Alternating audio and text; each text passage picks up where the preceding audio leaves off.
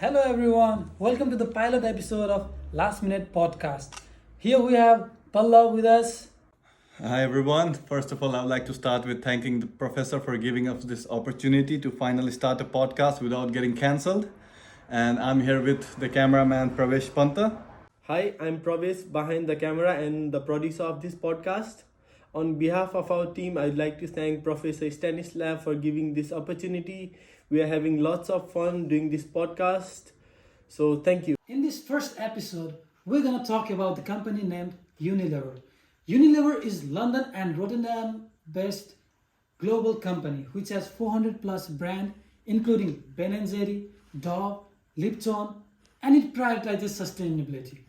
And it operates in more than 190 countries. So, let's talk about some general background on sustainability in this company. So, Pallav, what do you think are the top 3 global sustainability challenges faced by Unilever in this industry? Talking about challenges, every company faces a lot of challenges. But however, our team worked hard upon the analysis and we pinpointed 3 of the top challenges, which are climate change. Second is resource scarcity and sustainable sourcing. And third, last but not least, is waste management and plastic pollution.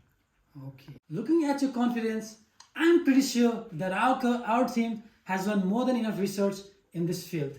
That's so, right. Pallav, can you please describe our audience more about resource scarcity and waste management? Sure.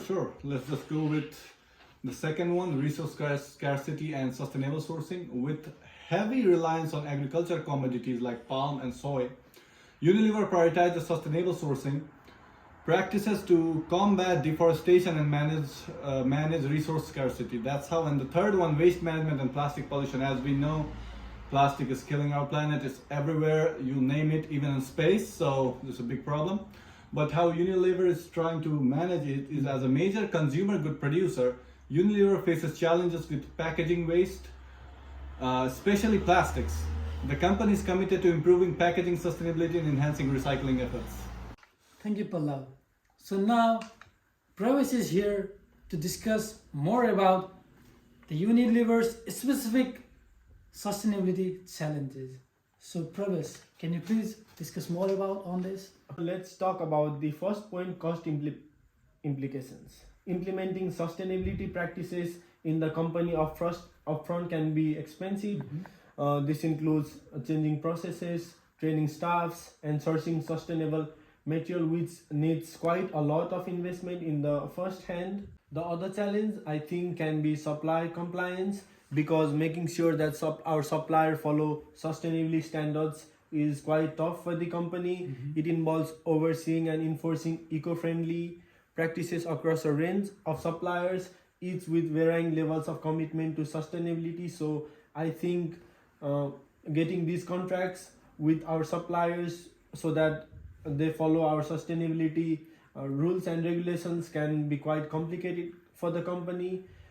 So last but not the least, keeping things green and quick can be very tricky. So trying to be eco-friendly while still getting things done fast can be tough for the company and also for the staffs. It's like trying to use green stuff and way of working without making slow or expensive. Thank you, Pravesh. So, that was our sustainability analyst. And now I'd like to call back our chief guest with us, Mr. Pallav. So, Pallav, has Unilever taken any steps to transform itself into a circular economy enterprise? Glad you asked. Our team has worked really hard to gather this statistic. So we have quite a few, but I'm just going to list 3 of the main. So here we go. The first is virgin plastic reduction. Aim to reduce virgin plastic by 30% by 2026 and 40% by 2028. Surpassing industrial standards, which is quite impressive. Second one is recycled plastic use. As we all know how bad plastic is for the environment. However, we are working on it. Hopefully we'll find a solution. Here's one of what Unilever is doing to solve it. Targeting 22% recycled plastic by 2025. Slightly above average, but room to catch up to the leaders. Of course, not everything goes all the plans, but we'll get there.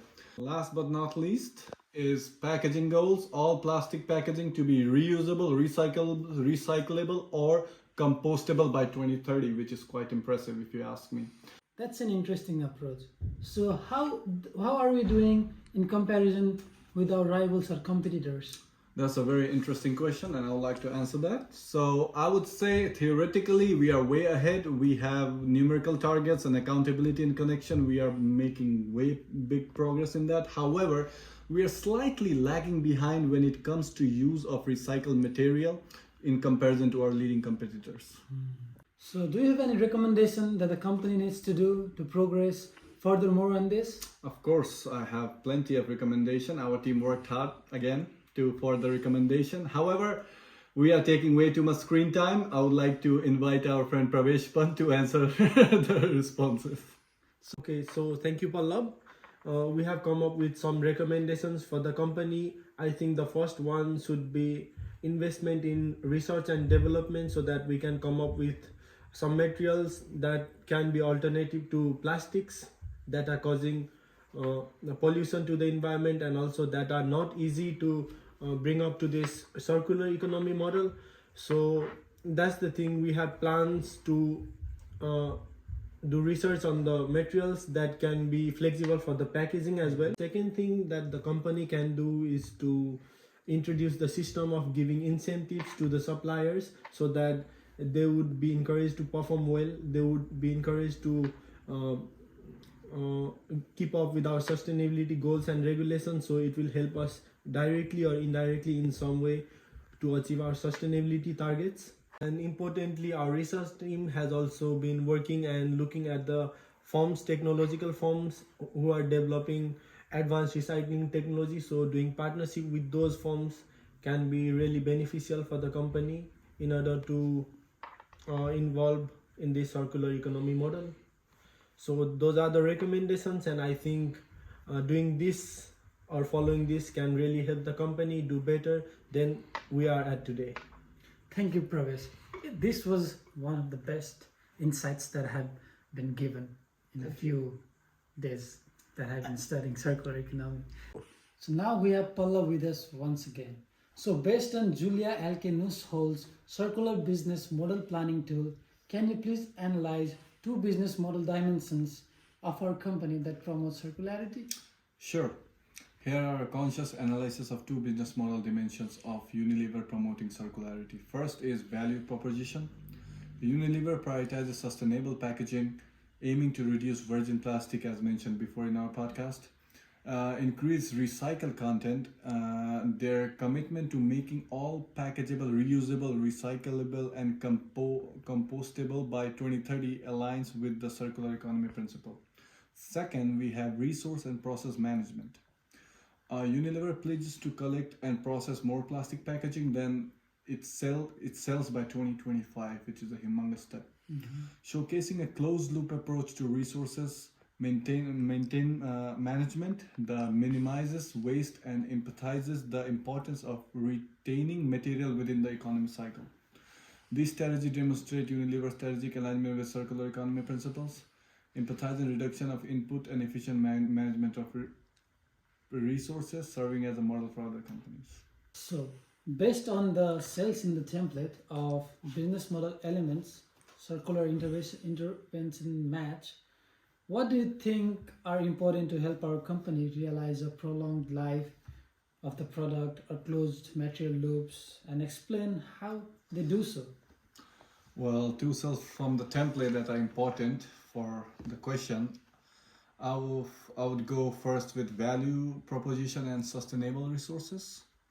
For this cell might involve the company's value proposition with the use of sustainable resources, ensuring the product are designed with the end of life in mind. Second will be key activities and end of life services. This cell might focus on activities related to the end of the product life cycle, as the point says, ensuring the product can easily disassembled and the materials recovered. So that's how I would answer this question. Thank you, Palav. So this was it for our first episode of Circular Business Models. Hit See like you and in the subscribe. next- See you in the next episode. Hit like and subscribe, everyone. Thank you.